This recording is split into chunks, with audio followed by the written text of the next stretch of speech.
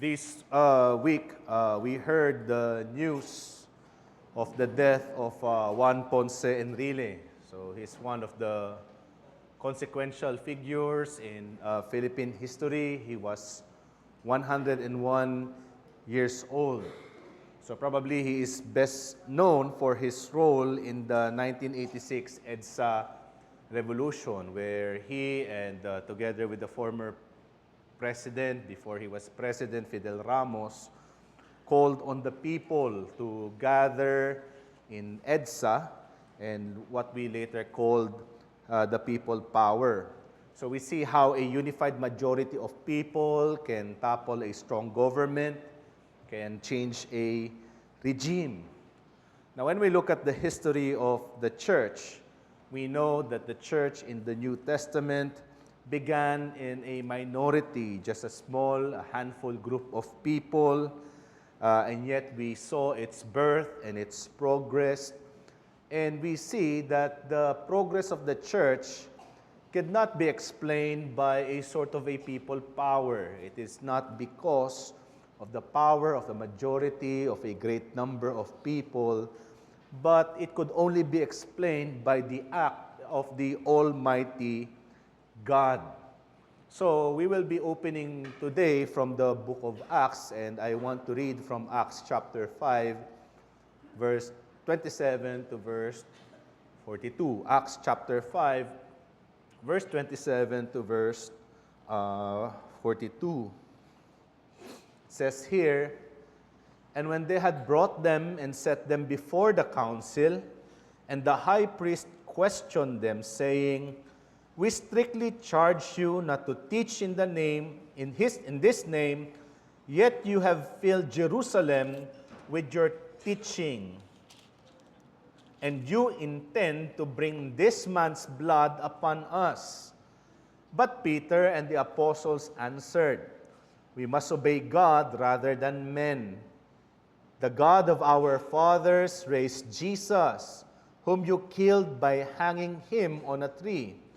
God exalted him at his right hand as leader and Savior, to give repentance to Israel and forgiveness of sin. And we are witnesses to these things, and so is the Holy Spirit, whom God has given to those who obeyed him." When they heard this, they were enraged and wanted to kill them.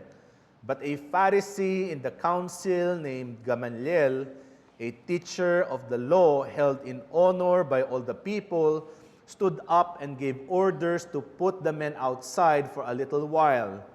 And he said to them, "Men of Israel, take care what you are about to do with these men. For before these days, the Judas rose up, claiming to be somebody, and a number of men, about 400, joined him. He was killed, and all who followed him were dispersed and came to nothing. After him, Judas the Galilean rose up in the days of the census and drew away some of the people after him. He too perished, and all who followed him were scattered. And so, in the present case, I tell you, keep away from these men and let them alone. For if this plan or this undertaking is of man, it will fail. But if it is of God, you will not be able to overthrow them. You might even be found opposing God." So they took his advice, and when they had called the apostles, they beat them and charged them not to speak in the name of Jesus, and let them go. Then they left the presence of the council, rejoicing that they were counted worthy to suffer dishonor for the name. And every day in the temple and from house to house, they did not cease teaching and preaching that Jesus is the Christ.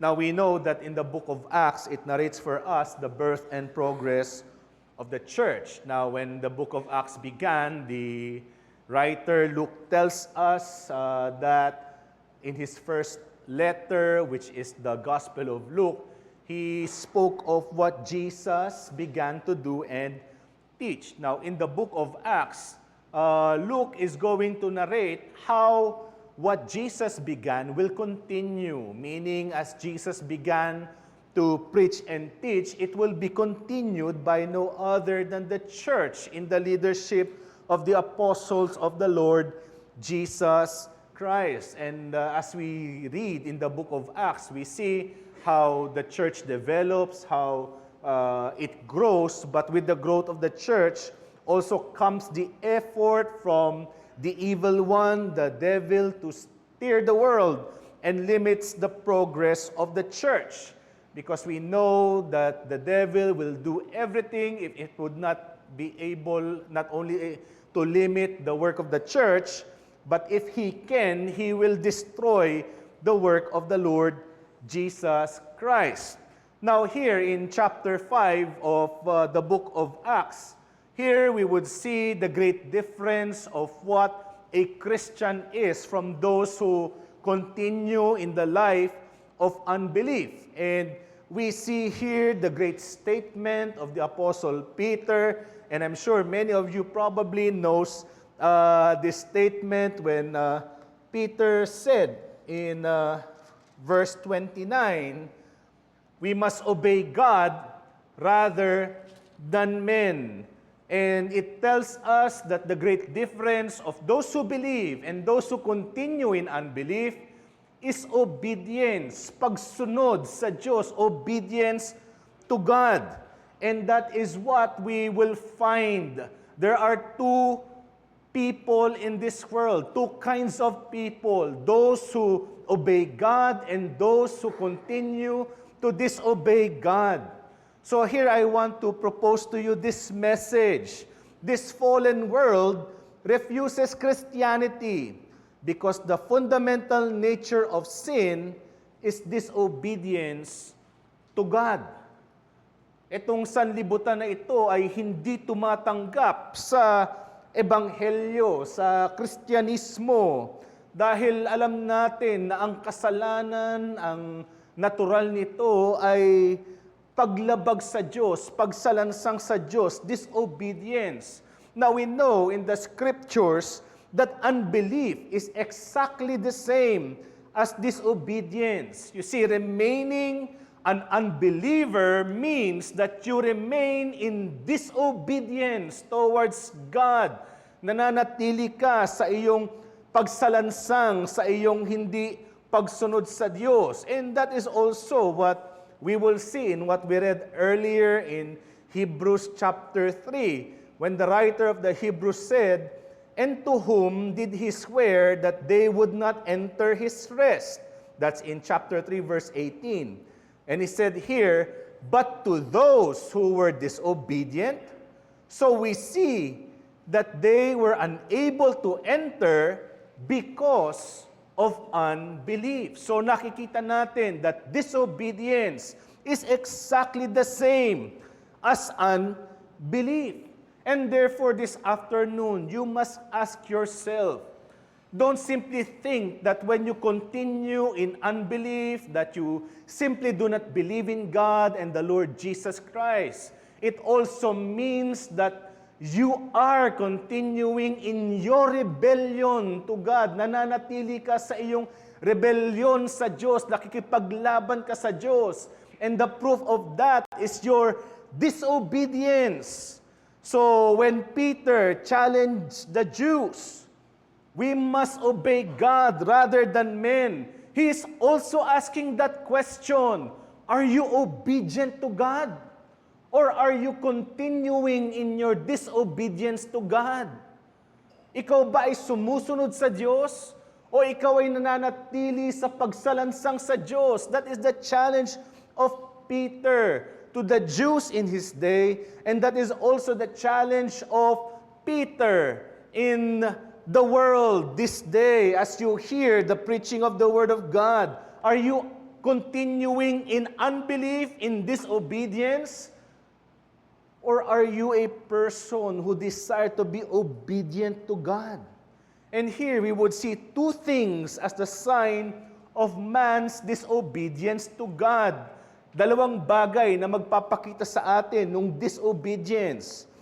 First is Disobedience dignify human opinion.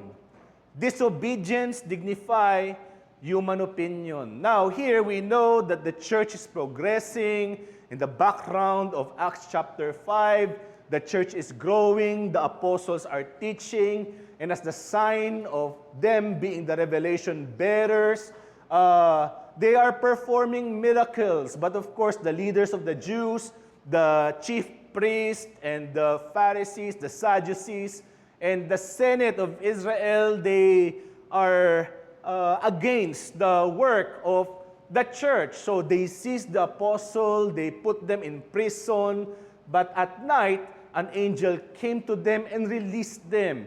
And in the morning, they were again preaching in the temple.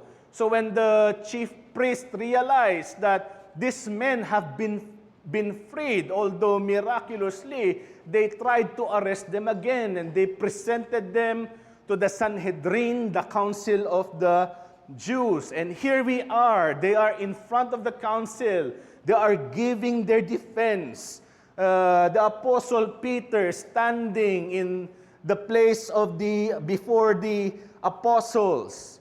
And after they were able to give their defense, we saw here that the council are very much in indignation. They were very angry, and they want to kill the apostles as they did with the Lord Jesus Christ.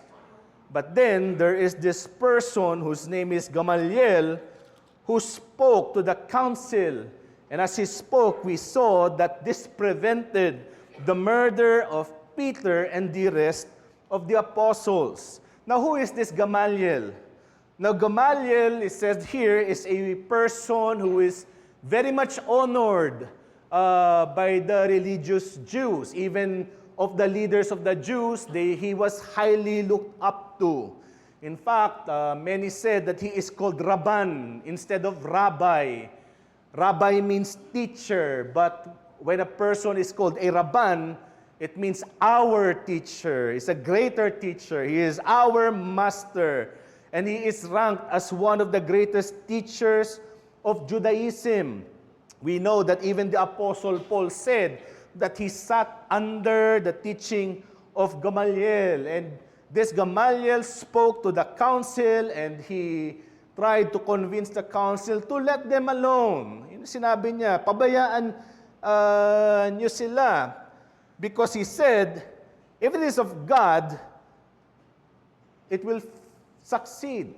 But if it is not, it will fail. And to prove his point, he has given examples of men who rose up and they have some following, and probably they tried to rebel against the Romans, but later they ended up in failure. So Gamaliel is saying that if it is from God, it will succeed. But if it is not of God, it will fail. But if it succeeds, then you might be found opposing God. Now, probably when you read of this the first time, you would think that Gamaliel is a wise man. He is very much level-headed and would give a good advice to the council. But think of this. He is one of the Old Testament experts. He knows the scriptures. And when the Apostle Peter reasoned to them from the scriptures of God, Gamaliel reasoned to them not in terms of the scriptures, but he appealed on his own reasoning. Yung kanyang sariling pag-iisip, in his own opinion, thinking that by his own opinion is something that will be respected by the Jews. And what happened? They accepted his opinion, and later on the apostles have been released. But here we would find that great irony, that the teacher of the people of Israel, the teacher of the Old Testament, the Word of God, did not even bother to look at the Word of God. If these things were so, We would think, for example, the Bereans in Acts chapter 17 when the Apostle Paul preached to them. And Luke said that these men are more honorable. In what sense are they more honorable? In that they looked at the scriptures, if these things were so. And here the leader of the Jews, highly honored, did not even bother. And here we would find that sin disorients man, however great a man is, even if he is a teacher of the Word of God. Corruption elevates human opinion at the expense of obedience to God. Not even bothering in looking at His Word. Man thinks by his own observation, he can explain or invalidate the work of God. But can man simply validate or invalidate the work of God by his own opinion or by his own observation? The error of Gamaliel is he appealed in terms of God's providence rather than the clear revelation of Scripture. Tinignan niya ang lahat ng mga bagay na to at sinasabi niya, kung sa providensya ng Diyos, magpapatuloy sila, sa Diyos yan. Kung hindi, hindi yan sa Diyos. But you see, the test of providence is insufficient to show to us the work of God in salvation. To test Christianity simply in terms of its history, that if it works, if it succeeds, then it is surely of God. But if it's not, then it is not of God. Surely, when you look at Christian history, there would be heights of Christianity where even in fact whole nation, even the whole Roman Empire became Christian. But then there are also episodes when the church seems to be almost defeated and none. And can we say that in those times, it is not of God? When you look at the church, for example, in Smyrna, where Polycarp died, executed because he is a believer of the Lord Jesus Christ, can we say, because he is executed, it is not of God? So providence is not a good ground or a good evidence of what Christianity is. Probably many of you would look at Martin Luther as the father of Reformation. You know, Martin Lloyd-Jones, in one of his address in the Reformation, talked about Martin Luther, and he described Luther as a volcano. When a volcano erupts, of course, you would know because it is powerful. He was a powerful figure and God used him. But he said, like a volcano, Martin Luther also released many things that are not good. Martin Luther, the father of the Reformation, is even used by the Third Reich, Adolf Hitler, to launch the Holocaust because of his hatred of the Jews. Providence is only sufficient to leave man inexcusable to the truth that he is under the judgment of God. But it is not enough for us to see what salvation is, kung ano ang kaligtasan. Now listen to our confession in the 1689 Baptist Confession of Faith, chapter 1, the first paragraph. It says, although the light of nature and the works of creation and providence do so far manifest goodness, wisdom, and power of God as to leave men inexcusable, yet they are not sufficient to give that knowledge of God and His will which is necessary unto salvation. And you see here the mind of man. Gamaliel, while an honored teacher of the Old Testament, failed because the corrupting influence of sin is blindness. Hindi niya nakita yung katotohanan ng kaligtasan ng Diyos. He did not see the reality of God's salvation. But here we would find that even then the Jews revered Him. And this is the challenge. The disregard of God is always the result of a high view of man. Ang pagpapawalang halaga sa Diyos ay dulot ng mataas na pagtingin sa tao.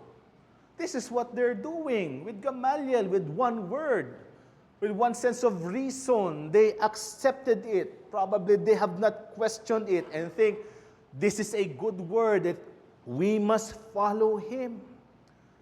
But many disregard God because they think that sheer human learning, human opinion, human wisdom can either prove or disprove God.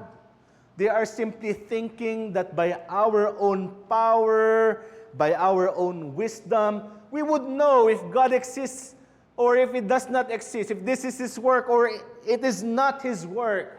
And that's why many today, especially those who are intellectuals, are probably looking at what is the next things in the science journals, in the science magazine, those that are very much inclined in the scientific community. And many times when probably we read in the internet, in the comfort of your own home, you would be rattled because you would find this statement, science says, or science has proved, or science showed.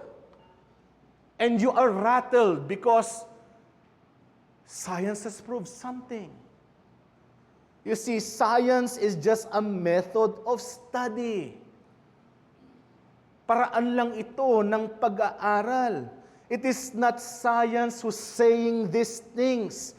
It is the scientists, men and women. But these scientists, like all men, are fallen men. Mga taong nahulog sa kasalanan. That's why Dr. Martin Lloyd-Jones in the 1960s, he is with confidence telling the ministers in his time, your scientists are fallible men. When people are embracing liberal theology and thinking that man can explain God simply by his own observation, credit him or discredit him. Dr. Lloyd-Jones can say, you could not rely in the wisdom of men. They are fallible men. You see, even today, the theory of the evolution is being debunked by unbelieving scientists because they have seen, they have had more studies that proves to them, at least in their mind, that the theories that they hold are not holding ground. Disregard of God. Many disregard God because you highly look at Christian leaders rather than look at God in the Lord Jesus Christ. You see, it is right to honor and respect the leaders appointed by God. And it is commanded even to us. But remember that they are also sinners saved by grace. It is only by God's grace that they will continue and finish well. And the last year is a reminder for us. We saw how great men, preachers, looked upon by many in the Reformed community, has fallen to sin. And when one falls, many who are blinded by their fame drifts away because they regard man more than the Lord Jesus Christ. Disregard of God because you think highly of yourself. You think that you are the masters of yourself, the master of your soul, and that you would determine your own destiny. Brethren and friends, God has a claim on you. He created you. Your very existence is under His ownership. Even your every breath is by His command. And if He commands that that breath should stop, what can you do about it? There is nothing. Are you continuing in your rebellion in a life of sin? Do you think that by your own power you would be able to stand before the sheer holiness of God? Are you still putting confidence in this flesh? This is a reminder for us. If you dignify man higher than God, then you disobey God, and you're continuing in a life of unbelief.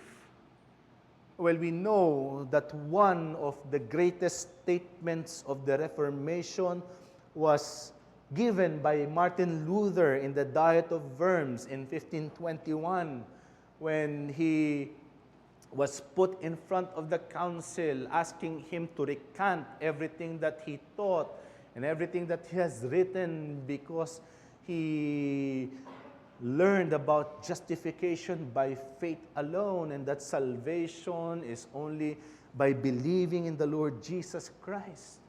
And he is being asked to recant by force, even by this diet. But what did Luther say? I do not accept the authority of popes and council, for they have contradicted each other. And this is the wisdom of men, the greatness of men. Men, because of their wisdom, is simply a contradiction to himself. Think of this. Think of even yourself.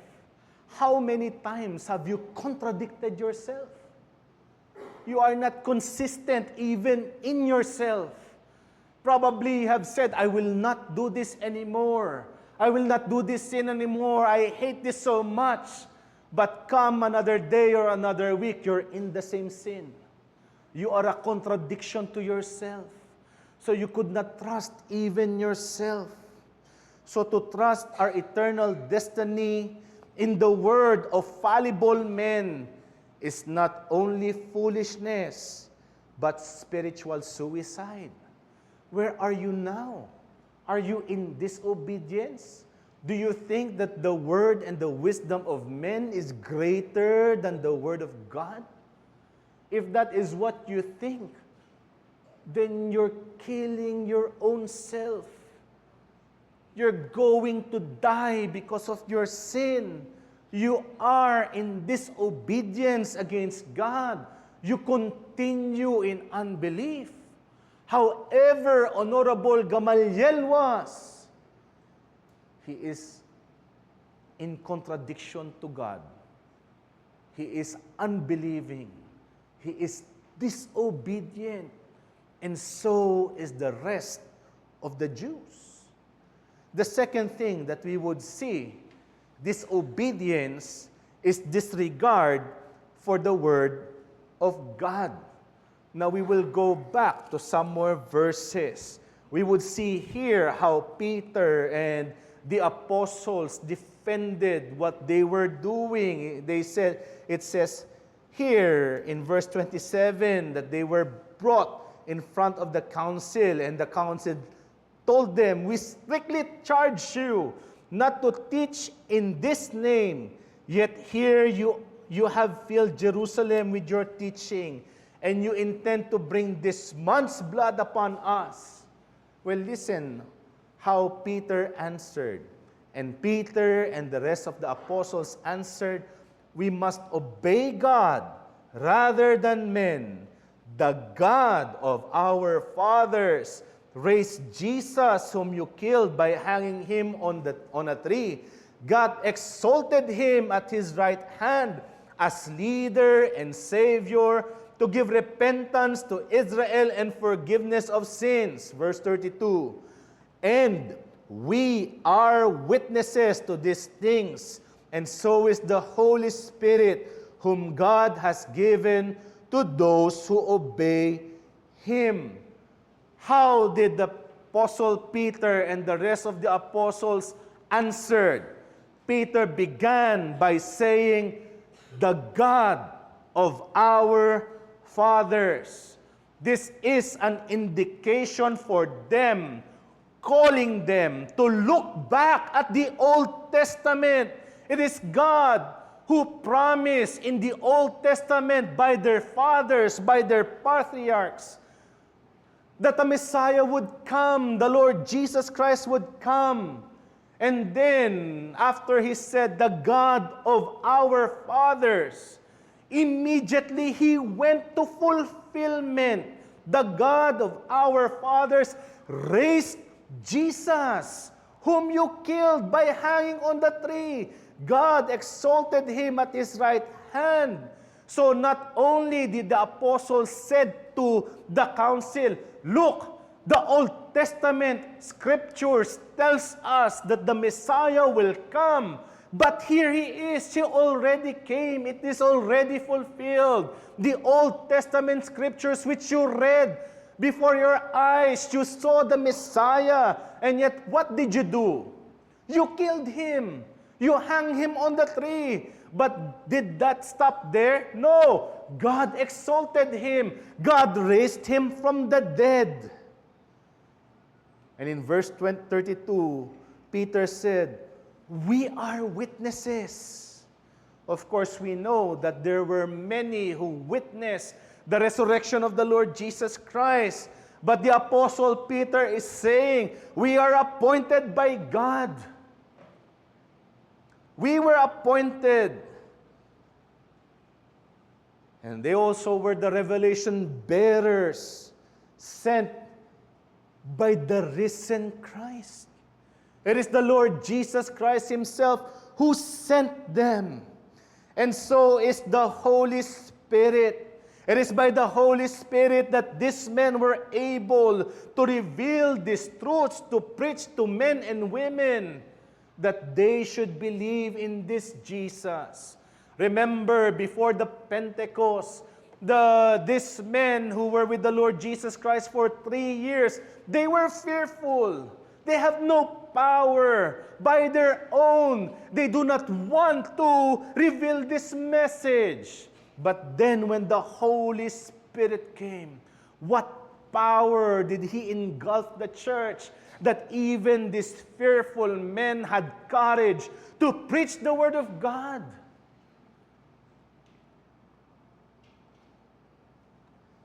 But the leaders of the Jews shut their ears when the apostles revealed to what?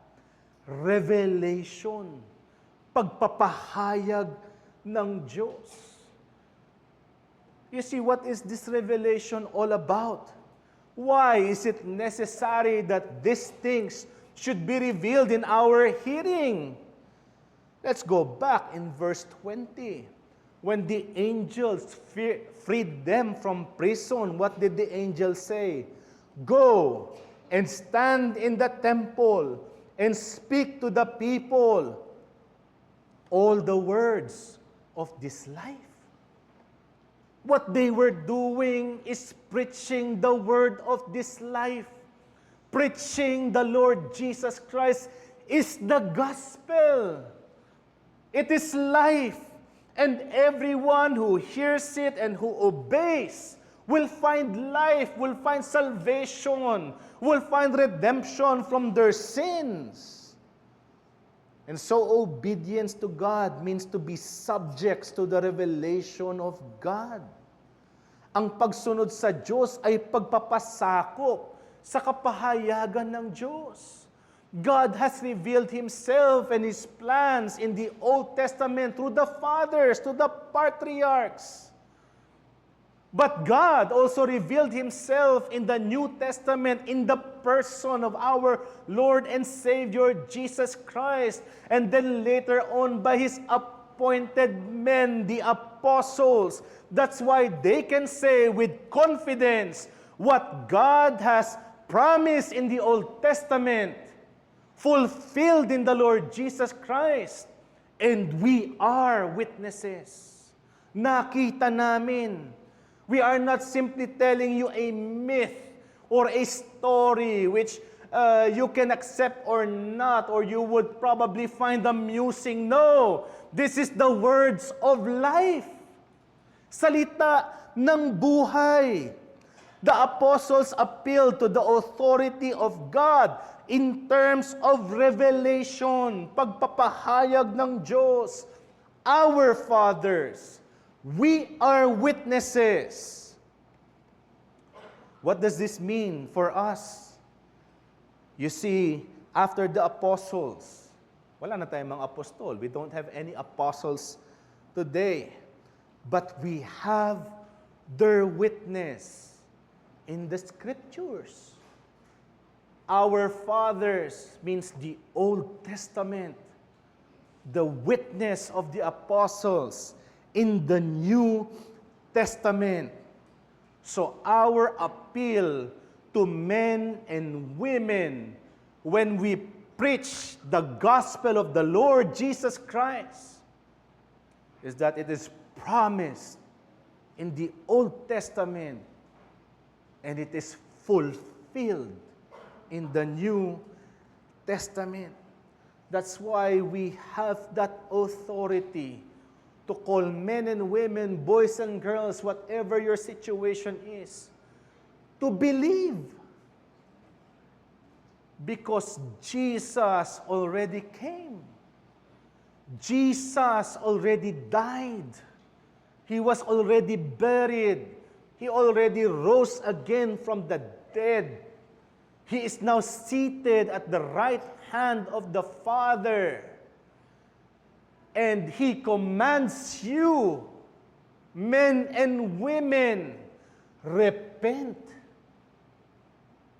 Magsisi kayo sa inyong mga kasalanan. We preach to you the gospel. And this gospel is a gospel of life. Disobedience to God is always the result of rejection to the Word of God instead of subjection. When the Word of God is preached to your hearing, do you find yourself subjecting to it? Or do you find yourself rejecting it? Probably hindi ka makatiis sa inuupuan mo. Gusto mo nang umalis. Nakakatamad naman yung mga bagay na yan. But remember, this is not simply a word. This is the word of life. If you reject it, you have no life. You are against God. You're rebelling against the King of Kings and the Lord of Lords. You are disregarding God when you ignore His word. You think that He has no authority over you, that you are your own authority.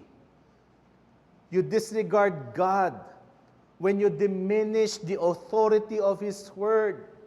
You think that this Bible is simply a human document, and it's just like any other book in the shelves. You see, the Bible is not just any other document.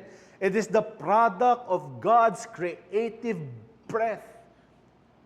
And Paul can say to Timothy that if you know the Word of God, you would understand what salvation is.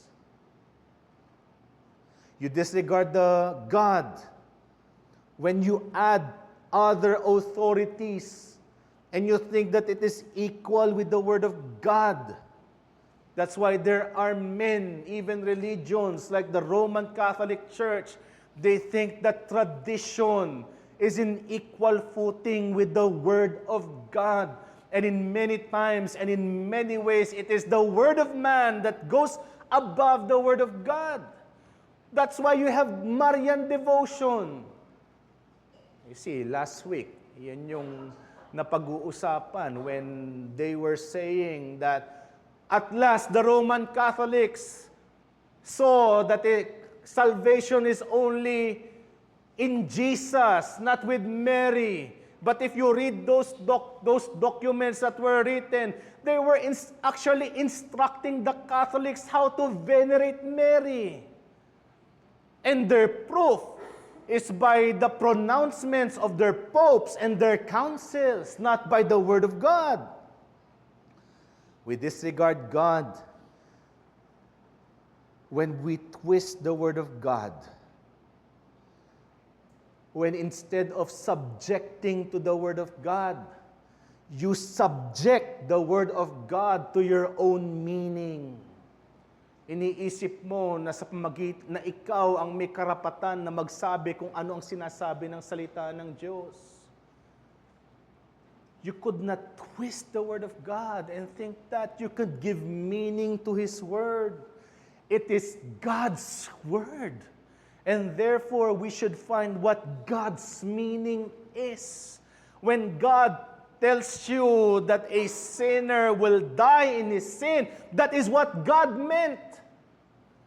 And when God tells you that a sinner will be saved if you believe in His Son, the Lord and Savior Jesus Christ, that is what He meant.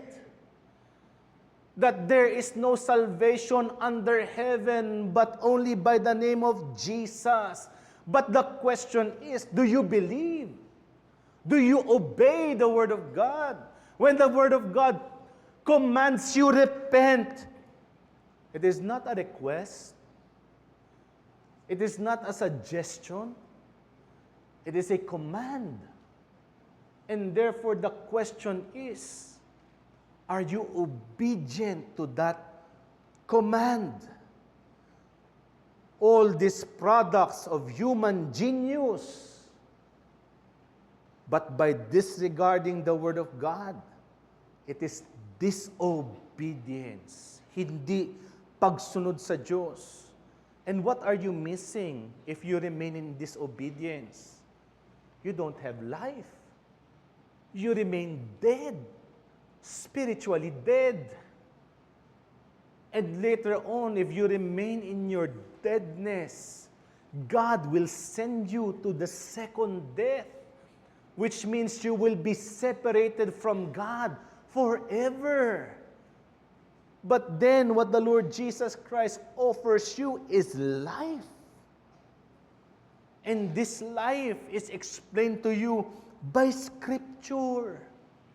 That's why in that time, in the diet of worms, Luther can say, unless I am convinced by Scripture and plain reason, my conscience is captive to the Word of God, not by the authority of men, but by the Word of God. There are only two groups of people in the world. You are either slaves to sin, disobedient, unbelieving, or you are captive to the Word of God. Are you deceived by human opinion? Or are you subjects to the word of this life? Where are you today, dear friend? Boys and girls, where are you today? Are you still continuing in disobedience? You see, this is the call of the gospel. To subject yourself to the opinion of man, to your own opinion, thinking that it is higher than God. It is a deliberate attempt of rebellion. You are rebelling against God. And not like the people power revolution when the Filipino people rebelled against the government, they were able to succeed. Your rebellion will not succeed. Because you're rebelling against the King of Kings and the Lord of Lords. And therefore the call, humble yourself, magpakababa kayo. Subject your minds and your thoughts to the Word of God. Repent. Repentance means change your mind. Change your mind about God. Change your mind about His Word. Change your mind about the Lord Jesus Christ. And you will find Him a gracious Savior. A Savior who invites you, repent, come to me. All those who are weary and heavy laden, I will give you rest. Rest from what? Rest from your sins. My yoke is easy and my burden light. And this is His promise. You will find life, true life, spiritual life, eternal life, hope, joy.